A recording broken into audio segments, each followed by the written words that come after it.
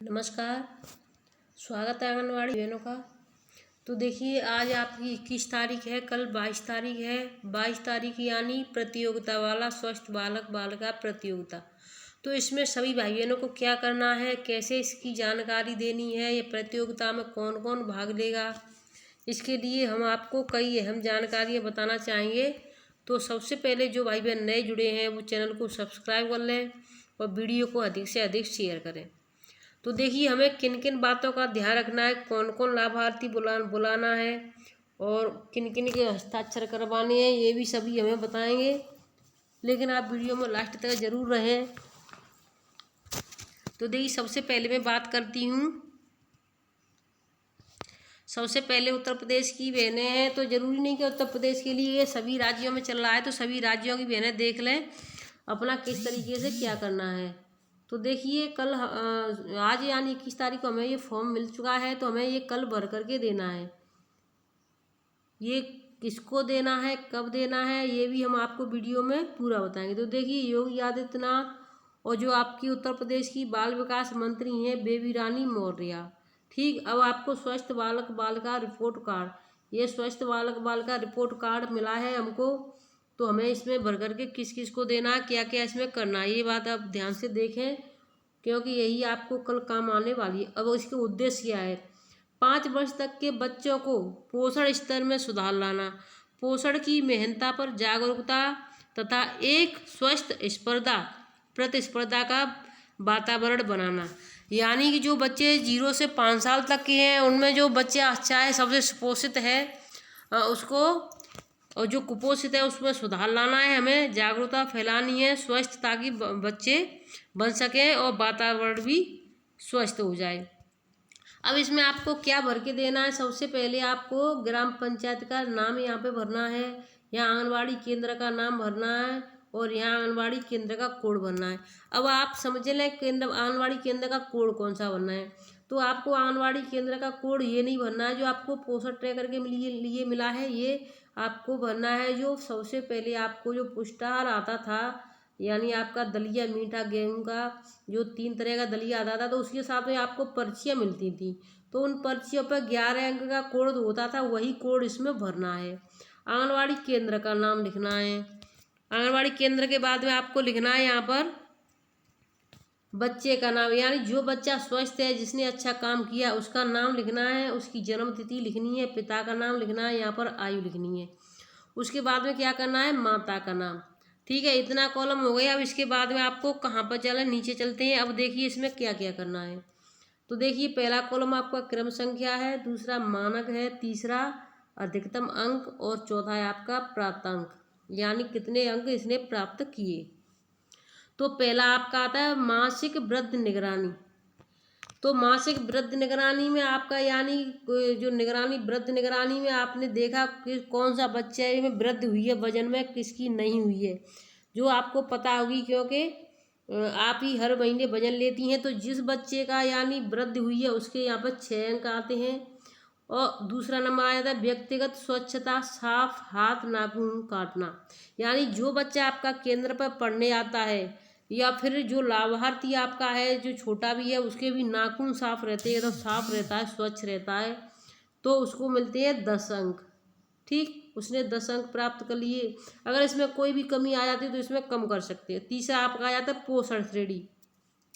पोषण श्रेणी में क्या है?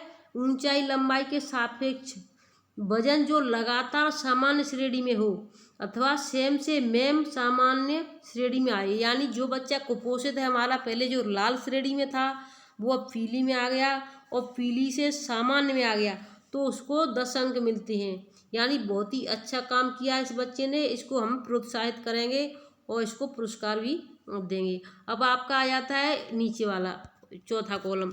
इसमें क्या है? आहार की स्थिति, यानी बच्चे को आहार की स्थिति में क्या करना है। जो हमारे 0 से 6 माह तक के बच्चे होते हैं उसमें किसको पुरस्कृत करना है, इस बात का ध्यान रखें। अलग अलग श्रेणी के बच्चे हैं तो आहार की स्थिति में पहला नंबर है 0 से 6 माह तक केवल इस्तेमाल जिस महिला ने, जिस दात्री महिला ने 0 से ले गए, यानी बच्चा जब जन्म हुआ उस पर तुरंत 1 घंटे के बाद दूध पिला दिया उसको, और उसको बाद में फिर 6 महीने तक सिर्फ अपना ही दूध जारी रखा ऊपर का ना पानी दिया, ना दवाई घुट्टी जो भी है वो नहीं दिया, सिर्फ स्तनपान ही दिया, तो उस महिला को 10 अंक मिलते हैं।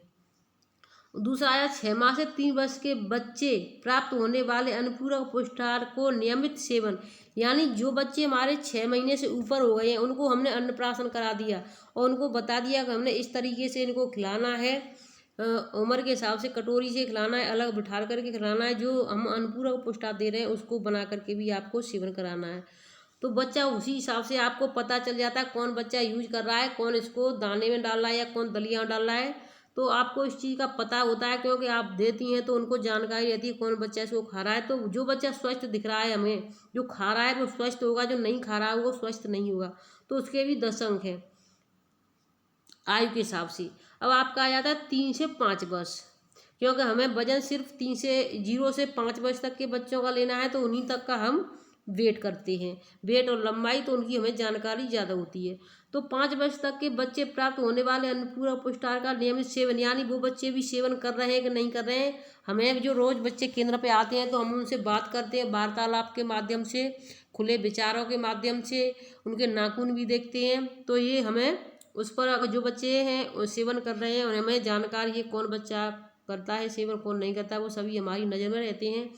तो जो बच्चा करता है उसके लिए 10 अंक है।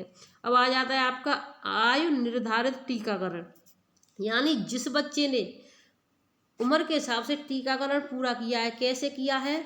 जैसे जो बच्चा हमारा पैदा हुआ उसे 28 दिन के अंदर BCG का टीका लग गया, और उसके जैसे बच्चा 1.5 महीने का हुआ तो पेंटा फर्स्ट, और जो उसके साथ जो लगते हैं फिर उसके बाद 2.5 महीने पे पेंटा सेकेंड, और जो तीसरा महीना है 3.5 महीने में पेंटा थर्ड, फिर 9 माह का बच्चा हमारा पूरा हो जाता है तो उसको यानी खसरे का टीका मिजल्स वाला। उसके बाद में बच्चा जब 1.5 साल का हो जाता है तो उसको बूस्टर का टीका लगता है।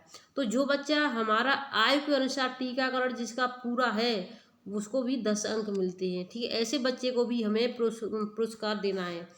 अब उसके बाद में आ जाता है जो बच्चे हमारी जो डबरमिंग यानी जो कीड़े मारने की गोली होती है 6 माह बाद मिलती है, वो उसको जो बच्चे खा लेते हैं हमारे सामने, क्योंकि हम केंद्र पर ही खिलाते हैं, अगर जो बच्चा जिसको खा लेता है तो उसको 5 अंक प्राप्त होते हैं।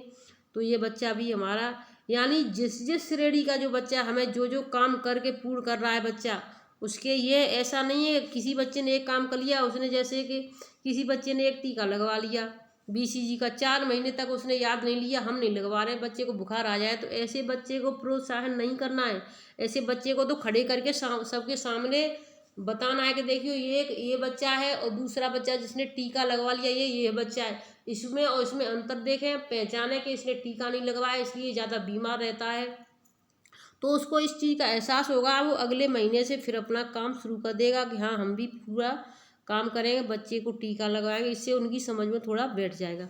तो कुल हमारे 50 अंक होते हैं इस तरीके से।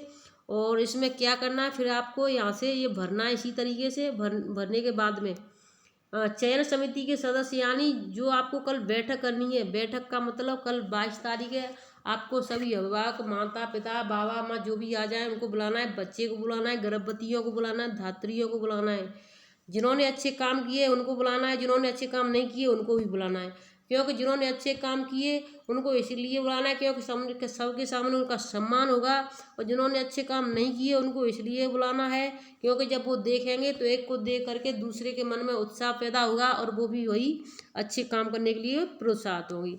तो देखिए, और उसमें सदस्य भी हमें बुलाने हैं, जैसे कि कार्यकर्ती आंगनबाड़ी होनी है, सहायिका आएंगी, पोषण पंचायत के सदस्य भी आएंगे, और ग्राम सभा के प्रतिनिधि यानी ग्राम पंचायत जो ग्राम के प्रधान हैं उनको बुला देना है। एनएम है तो एनएम आ जाए तो ठीक है, नहीं तो आशा तो आनी है।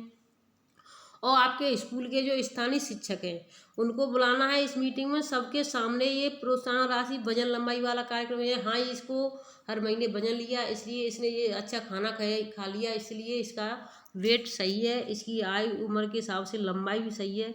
तो इस तरीके के सबके सामने होना है और इस पर सभी के हस्ताक्षर करवाने हैं आपको यहाँ पर। और आपको इसी तरीके का एक रजिस्टर बनाना है जिस पर लिखने हैं कि जो कार्रवाई लिखनी है उसकी, और कार्रवाई के बाद में आपको उस पर सभी जो भी लाभार्थी वहाँ पर उपस्थित होते हैं उन सभी के हस्ताक्षर करवाने हैं। एक पेज पर लिखाई करनी है, एक पर हस्ताक्षर करवाएं। और ये आपको जो फॉर्म है ये भर करके पूरा ये आपको अपने अधिकारियों के पास यानी सुपरवाइजर CDP जो भी हैं आपके यहाँ पर उनको जमा करना है। तो मैं आशा करती हूँ कि आपकी समझ में अच्छे से आ गया होगा। अगर फिर भी कोई कमी रह जाती है तो हमें कमेंट करके भी आप पूछ सकती हैं। धन्यवाद।